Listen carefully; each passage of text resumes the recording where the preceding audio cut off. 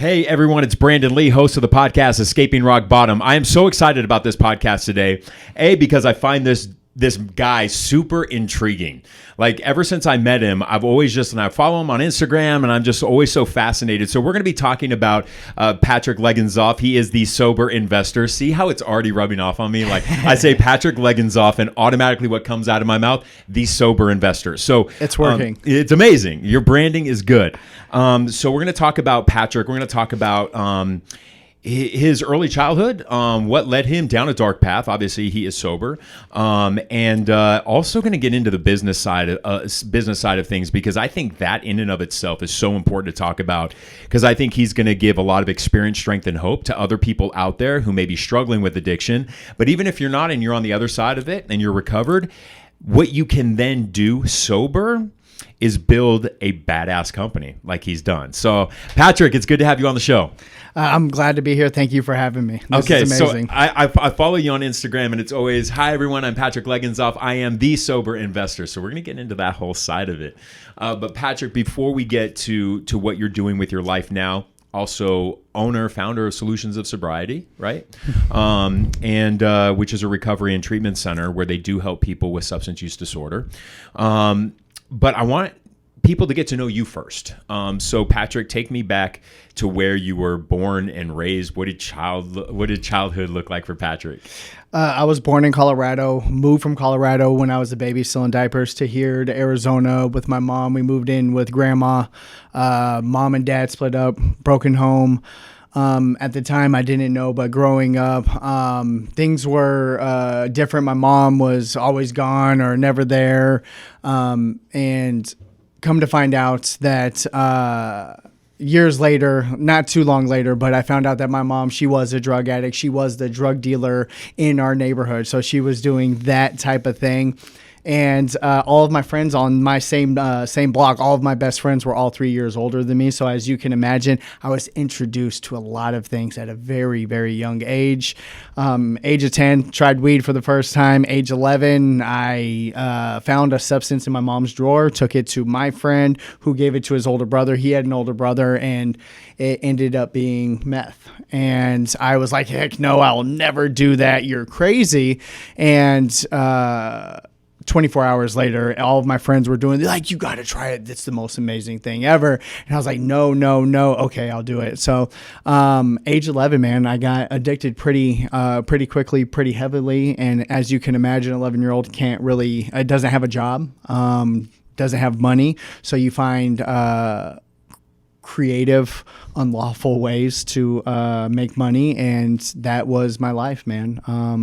In and out of juvenile from age 12 to adult probation. I was still doing good in school. I'm still an addictive personality. I was really into sports. Basketball was my first love by far. I made it on my high school teams, did really well in I got kicked out of the regular schools, went to a charter school. We did really well in basketball, but still I was on probation every summer and learning how to dodge that whole game. And then I was a weekend warrior for a little bit, but then it was just in and out of juvenile, in and out of probation. And that's just what my life was for a long time. You know, you talk about that early childhood trauma, right? I mean, just even witnessing a parent's doing those things, it's just a traumatic event for any child to witness. And there's so many studies out there now, Patrick, that say that when children often suffer childhood trauma, it really does impact. It impacts the way that the brain is formed, you know, in those early formation years, which is why wires get crossed and we do the things we do. Because you said you started experimenting with weed. You said at the age of 10, and then at 11, you ended up trying meth. Mm-hmm. At age 15, I became a cocaine addict, and at age 15, I also became a sex worker and began selling my body. And I grew up, Patrick, in one of the most beautiful parts of America in Laguna Beach, California, right? And I had a roof over my head. I never had to worry about food on the table. I went to the best Catholic prep schools. And but I was also repeatedly molested as a child, and I saw a lot of violence as a kid as well. And so despite what your surroundings are and what zip code you grow up in, when we experience trauma, that energy's in us and we're going to start to act out. And so it's no surprise that you started to kind of act out at the ages of 10 and 11. Take me back to kind of what happens next before the train really went off the tracks. What did that look like for you as you were going in and out of like troubled schools to charter schools and kind of navigating all that? So again, at first it was fun going in and out, and then at the age of 16, I was kicked out of the house, and then trying to navigate life from. So your parents thought that behavior was too much for them to have in the house. It was the thing where I might be speaking for her, but she was trying to do her own thing. She had her own addiction. Got it. And I was definitely a roadblock in that sometimes. And so I got kicked out, and then I was just off to the races, but I was still going to school, still going in and out. Then I go back home. My mom, again, she was a dealer. She was also a mailman, and the work was too hard for her, so she was taking mail home. And so the Federal Postal Office has their own police department. I was on intense probation at the time. I woke up, opened my eyes with 4 guns pointed to my head. It was Postal Service came and raided our house, and they took out 8 bags of mail, found a lot of drugs on my mom, and they found some stuff in my room, but I was passing all my drug tests. And when they took me out of my doors, again, we were living with my grandma. My grandma was very old. She was probably around 75. She had no idea what was going on. They bring me out in handcuffs. They bring her out in handcuffs. And how old were you around this time? 16, 17. That's some serious trauma right there. 16, 17, my probation officer, I lipped to her. I was like, what did I do? I thought it was for me. And she said, it's not you. I was like, oh, thank God. And they found some stuff in my room, but I blamed it on the girlfriend that was living with me. My mom said I have to take care of my mom. And like 3 months later, my mom was sentenced to 2 years. My mom goes away to prison. And now it's just me and my grandma, and now there's no supervision. So now I turn grandma's house into a trap house, and now I'm the guy on the block, and totally disregard for my grandmother at the time. And it was fun, and I was the guy. Everybody was looking to me. When you are the guy with the stuff and have the stuff, everybody wants to be around you. And then it slowly starts turning. My uncle said, hey, I'm selling. Oh, I'm sorry, I skipped. My grandmother, she only went to the hospital with my mom, and she only felt comfortable with my mom. My grandmother started bleeding internally, and she had to be rushed to the hospital. They told me, the doctors called. They said that she had like 5 years to live. I'm like, okay, she's cool. 3 days later, they told me that she had passed away. My grandma was my everything. She's the only one who ever cared about me and actually wanted me around. And so I lost her. That was a huge hit. And then my uncle said he was selling the house that I was in, that either I can go move with him or I can move out. And I chose to move out, which moving out was sleeping in. Now I'm homeless. I'm sleeping in people's backyards, on couches, and in abandoned houses for sale, cars. I'm sleeping wherever I can. And then I got mixed up with some not a good bunch of people. I was dating this gentleman's niece at the time, but I woke up with a gun to my head and said, if you weren't at family's house, you'd be dead. And so that was just like, man, maybe I should do something different. So my dad, I seen him once when I was like 13, 14, and then I would see him every summer, 15, 16. I would see him on the summers. I called him, and I told him the situation. I was like, I need to go. And he was like, all right, bought me a plane ticket. I go out to Tennessee. And as soon as I get there, he has a past of this type of thing. And so he knows where I was coming from. So he strip searched me, went down to the boxers, strip searched me, and he searched everything that I have. And he said, you have 3 weeks to get a job, get your own place, and get the hell out of here. Because I have my own things and my own things going on, and it's respectfully so. He had 2 little girls at home, and he knew the life that I was about, and he didn't want that around his little girls. And I got a job, but the first job that I got in Tennessee, it was a barback position, and it came with a line of Coke and a shot of alcohol, and go do your thing. Yeah. And then now I'm off and going in Tennessee. Gosh. And how old are you around this time? would you say? Probably 18, just got off of My God, probation. that's all under the age of 21, and all of this is happening to you. I almost want to ask you how old you are now. You don't have to answer if you don't want to, but I'm just trying to get things. That is a lot. That is a lot to unpack. At just the age, under the age of 21, your brain is still formulating. My God. Okay, so at what point do you hit your rock bottom, and what did that look like? Rock bottom comes a little bit later. It was fun. There wasn't too much meth in Tennessee. There was a lot of pills, a lot of ecstasy, a lot of that stuff, MDMAs and crack cocaine was heavily, and coke was heavy in there. And so it was all a party. I wasn't selling. I was just actually working, making good money. I actually got a gig on Beale Street, which is similar to Bourbon Street. And it's just a bar hop. I was making $1,000, $2,000 a night, and I was just the life of the party. And then I got a girlfriend who got me addicted strong, and there's a lot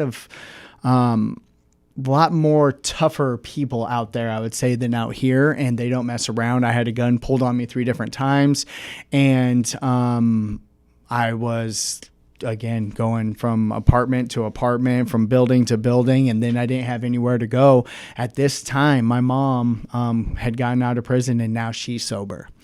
And so I call mom up, and I'm like, hey, come out here. And she said, but you have to be sober. You have to do this. The first day out here, I was right back to where I started when I came out here. Drank a little bit, and then found the old friends, and that went on for, again, another year. So I went back running a gunning, and then it quickly spiraled out of control. I thought it was fun going to my mom ran one of the largest sober livings in Phoenix, and so I would go there, and I thought it was just funny to go all messed up to around all these sober people. But while doing that, people knew I was messed up. So phone numbers were given to me. Hey, if you ever need anything, hey, da, da, da, da, da. So my last little run there, the last month, I thought all the shadow monsters are after me. Everybody's trying to kill me. I called my mom 10 different times, like, hey, you're probably never going to see me again because I'm probably going to die. So she stopped picking up my phone call. Everybody stopped picking up my phone call. One of those ladies who gave me their phone number just called her and said, I don't want to do this anymore, and they're after me. Yeah. And she came and got me, and she took me to a place called CBI on Van Buren, and we pull up. I walk in. There's a guy screaming on the ground in the corner. Lights are blinking. A guy's taking a pee in the other corner. And I was like, this isn't for me. F this, I'm out of here. And I go back out. I was like, this isn't for me. They said, you either go here or we're leaving you here. I was like, I'll find somewhere, whatever. And you probably know, but CBI won't take you solely on meth. So they filled me up with vodka. So I'm drunk as can be. They said they're going to leave me there. And I wake up in a random house, a random bed, and they took me to their house to detox. So I didn't go anywhere else. So woke up in their house, called Maverick inpatient. They said I had to pee clean. My mom let me sleep on her couch and detox. And then I got into Maverick sober living, Maverick inpatient. Wow. Rehab. Yeah. Wow. Let me ask you this. What's your relationship like with your mom today? I know it's kind of jumping the gun here, but what is your relationship like today? We're making up for lost time. So, again, my grandma was my everything, and I felt some type of way towards my parents, and both parents are... I talk to them every day. They're in my life. My mom's still sober, and she just created a behavioral health company that's doing really well, and she's been in the field for the past 13 years. I don't know. I want to ask you, what was that immense process like with your mom? You owe me something? No. You're like this. Like it's so crazy. I've done step work. Probably over a dozen times, and I have a lot of time in recovery. I don't even count time anymore. But to me, it's not important personally.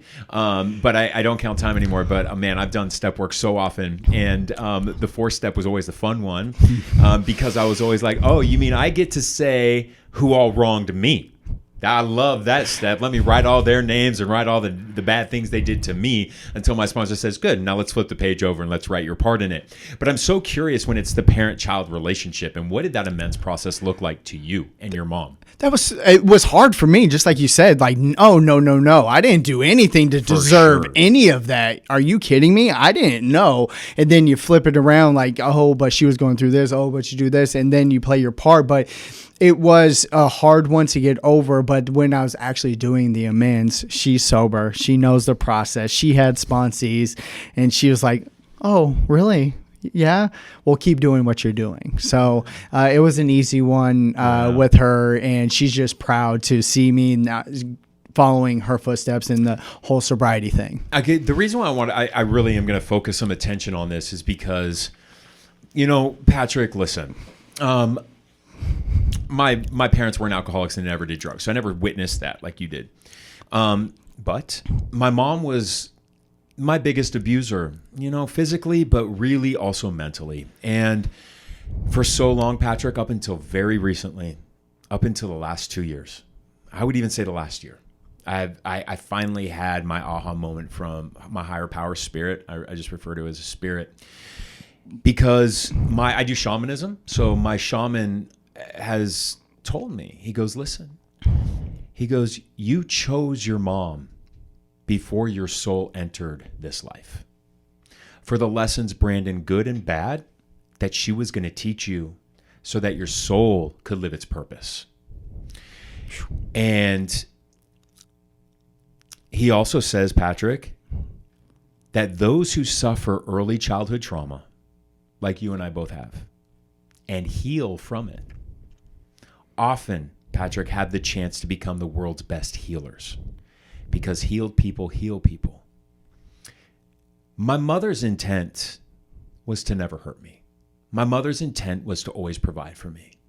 She never intended to hurt me, and I believe that. But she, Patrick, suffered a lot of trauma as a child, and she never healed from it.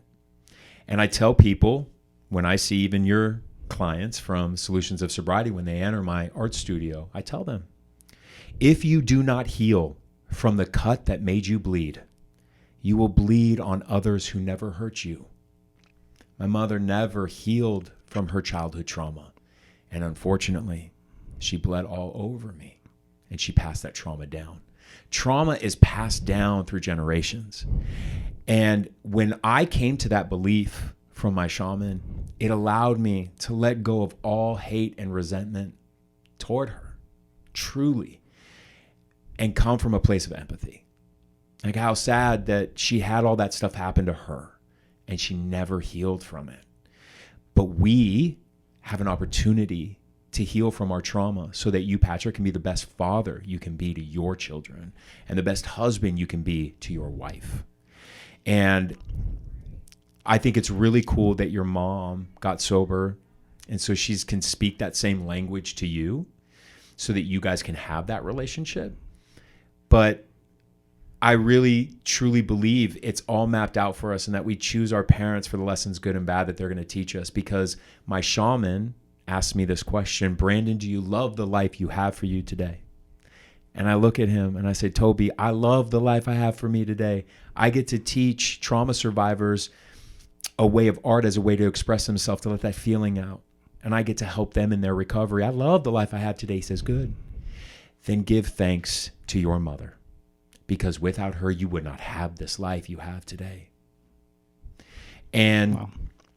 It's some powerful, powerful stuff. I relapsed in 2020 after 18 years of continuous recovery. And my shaman goes, Brandon, you love the life you have today? I said, Toby, I love this life. He goes, good. Then you need to give thanks to that relapse you experienced in 2020, Brandon, because without that experience, you would not have this life you have today. And it really got me, Patrick, to finally look at trauma from a different way and bad experiences in a different way. That if we heal from it, it can actually be a really big blessing. And I'm just curious your take on those early life lessons that unfortunately you did suffer through, because that's pretty traumatic as a child, but to where you have your life today.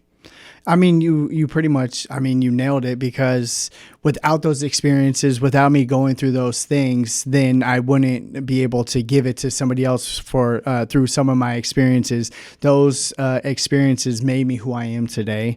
And yes, they were traumatic. And I mean, drugs completely took my childhood away from me. I didn't have a childhood.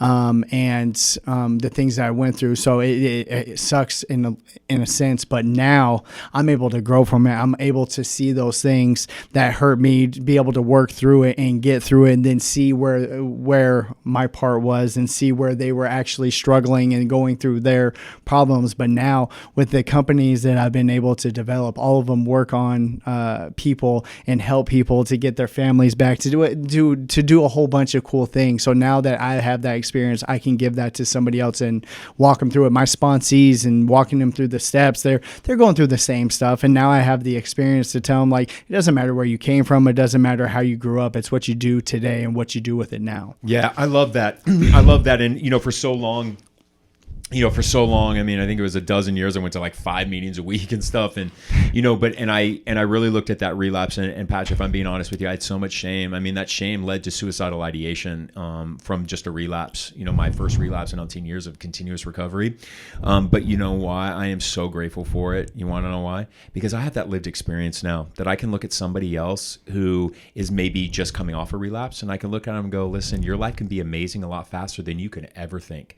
Because I'm happier now today, if we count time, a year and a half after a relapse, than I was at year 12 collecting that medallion, because I finally started to do really that healing work on myself. Relapse doesn't have to be a part of everybody's story, but it doesn't have to be the end of your story either, because it teaches you, and yeah, you can come right back. It's a part of my story, and it would have, I don't know where I would be today if I didn't have that relapse. What you just said, and I talk about this quite often too, I think you and I both have a lot of experience with meetings and, in AA and, in 12-step rooms. And, I tell everybody all the time, you will hear that often, that relapse does not have to be part of your story. But you know what I tell people? It is a high majority part of our stories in recovery. Absolutely. It's a high majority. Like, if I always ask people when they walk into my studio, because we basically hold like a 15, 20-minute meeting before we get into artwork. So we talk about stuff. We talk about recovery, what it looks like, and different things.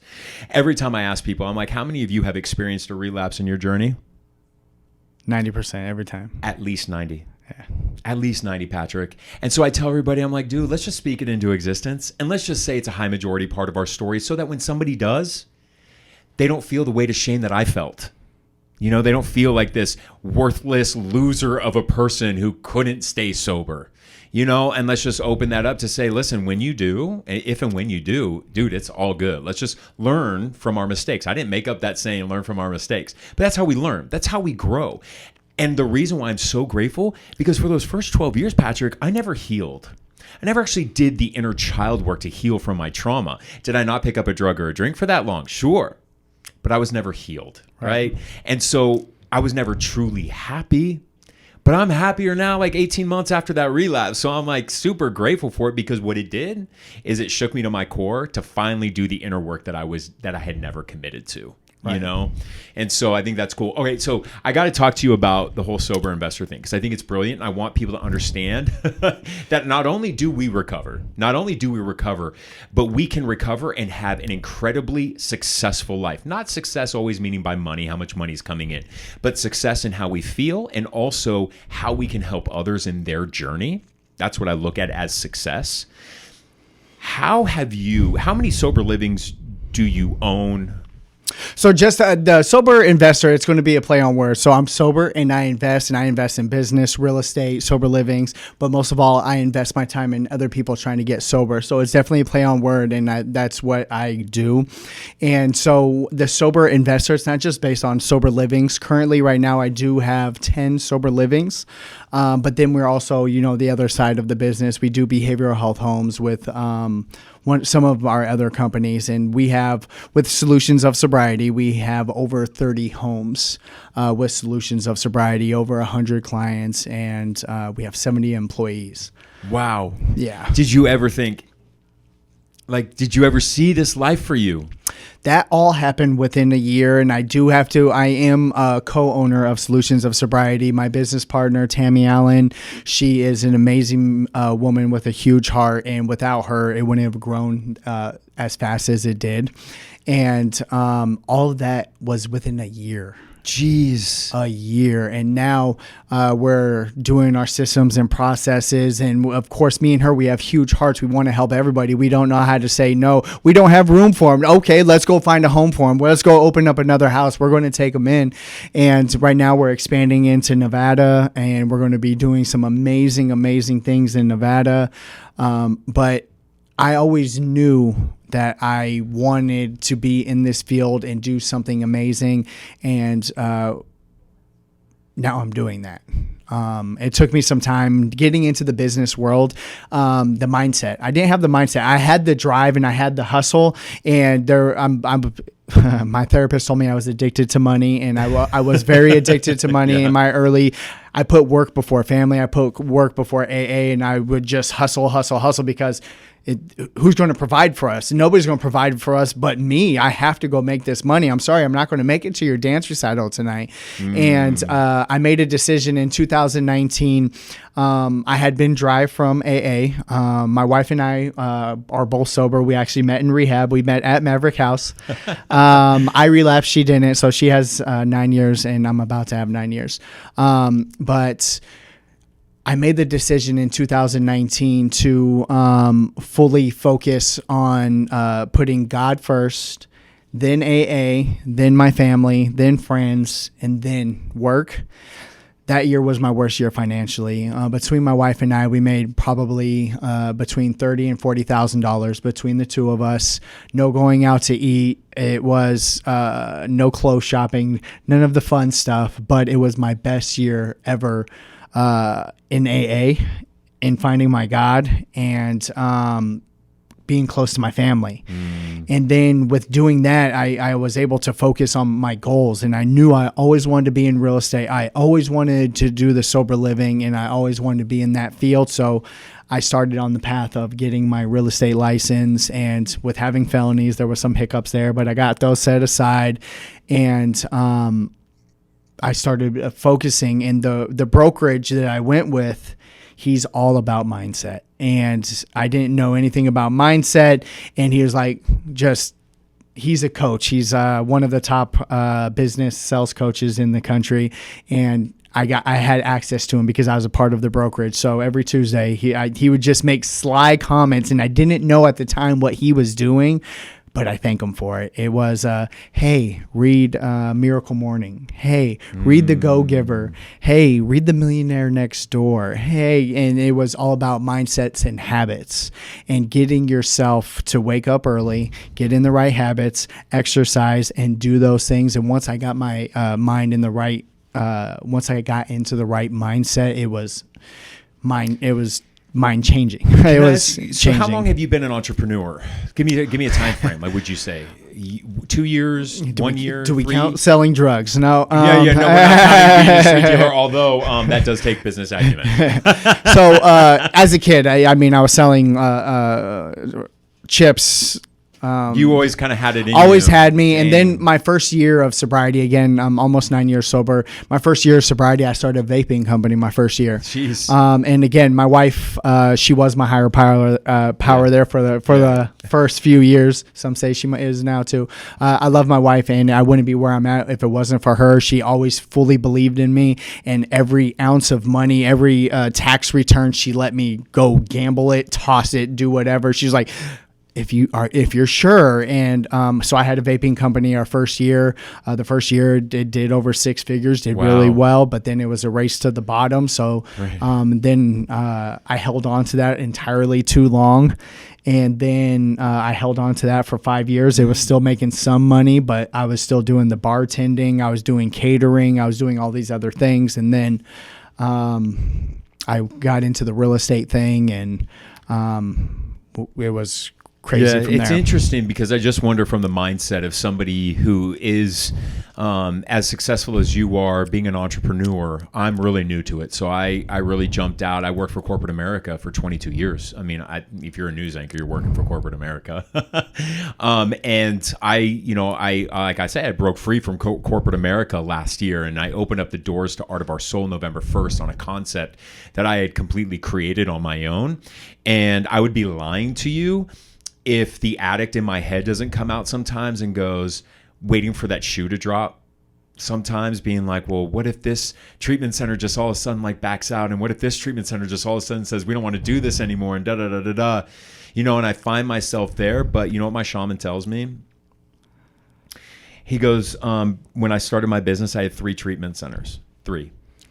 And he goes, Brandon, I need you to stop reaching out to treatment centers. And I said, yo, Toby, I'm all down with the spiritual gangster stuff, but I'm trying to run a business, and that's some shitty ass business advice. All right. You won't want me to reach out to treatment centers when I'm trying to base my art healing program on it. And he goes, Brandon, I'm going to tell you something. When you're in the line of work of helping heal people, he goes, those who need you will find you. You do not need to go after them. And I'm up to 13 now, open up 7 months. But I'd be lying if there are some moments where I don't think, where I'm like, oh God, what if this program backs out? And then what if this program backs out? Da, da, da, da, da. I don't know. Do you ever have those moments? So me, I always believed in myself, and I'm willing to risk it all because I know what I'm capable of. But even today, I am very successful, and it's just like, it hasn't kicked into me yet. Okay. I'm still my wife. It's definitely kicked in for her for sure. But for me, it's just spending that much money on myself or going to go take that trip. It's just I feel kind of guilty. Yeah, I haven't done it yet. Yeah, I feel guilty about it. And there's always because I come from living homeless. I've been homeless multiple times, which is probably honestly why. This is a little different. I didn't grow up definitely not homeless. I grew up around a lot of money. And so I have a different perspective on money because I saw what a lot of money did, but how sad the house was, how broken the house was. So I learned at an early age, just because we have all this does not equal a happy home. But somebody who's never experienced that, so if you were the opposite, right? You were couch surfing at times, not sure where you were going to live as a young kid, which is so awful because every child should feel secure, right? You never want a child to ever feel insecure, which maybe is one of the reasons why you chased money for so long. And you were such a go-getter for that money because in your mind, you thought that was going to achieve happiness. But then when you did that whole thing where you only made about 30, 40 grand in a year, you found true happiness, family, God, and your recovery. And I mean, coming where I'm coming from, I grew up in Maryvale here. It's local.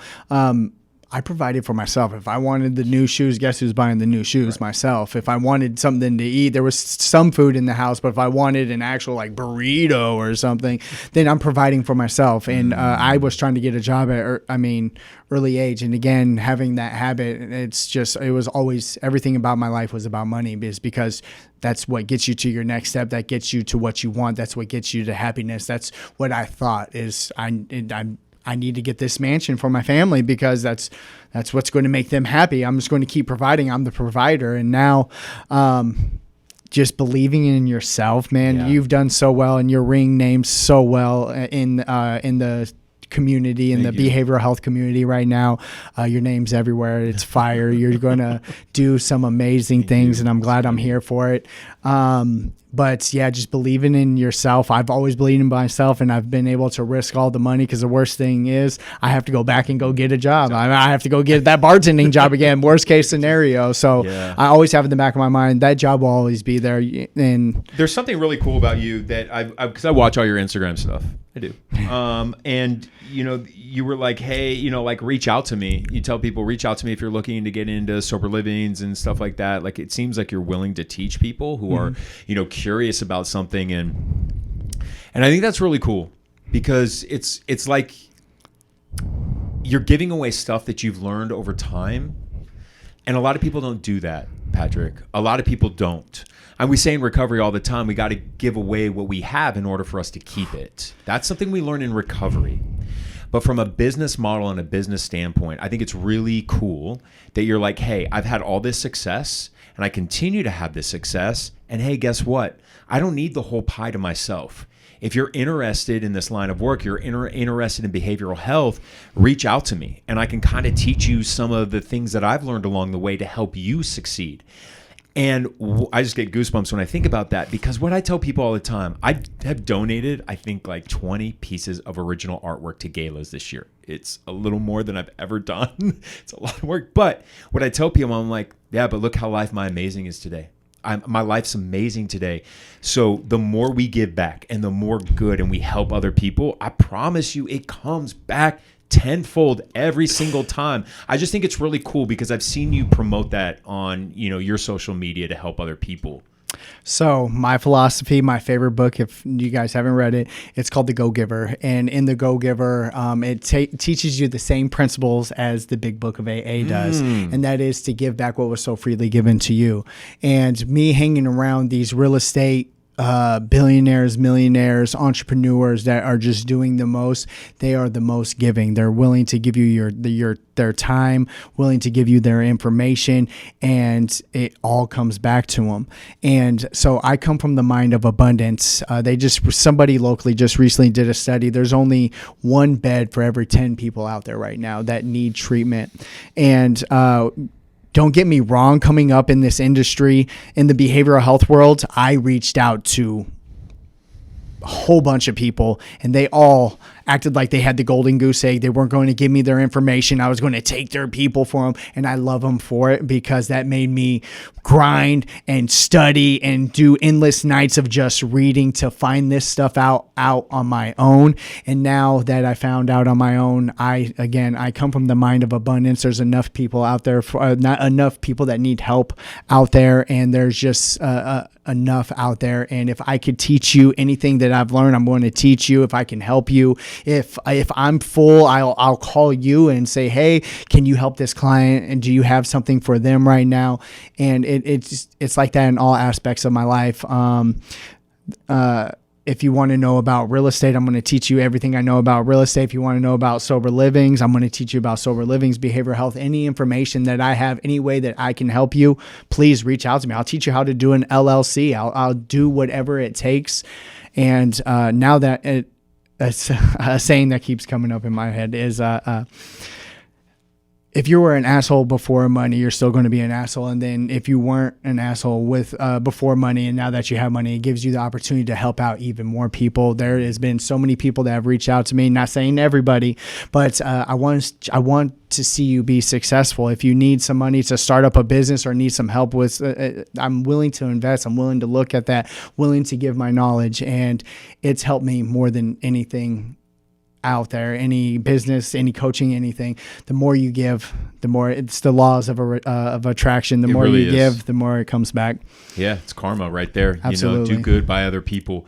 Man, it's good to have you on the podcast. Congratulations, truly, on all your success. It's been great. I will say this: Solutions of Sobriety partnered with me, I think, starting back in March. And it's been really, really cool because you really do focus on the Native community. Yep. And they're some of the most creative when they come into my art studio. And it's been really cool because I've gotten to know them now because they've been with y'all for several months. They've been with me for several months, the same folks. And it's been really cool to see their growth and their warmth and warming up. So congratulations, and continue the success. Continue to do you and inspire others. It's important for people in recovery to have people like you to look up to, so that they see that they too can make something of themselves. That we are not victims of our childhood as adults. We have the opportunity as an adult, like what happened to you and I as children. It's not okay, right? But as adults, we have the choice. We have the choice to say, what happened to me was not okay, but I also don't have to be a victim of my childhood the rest of my life.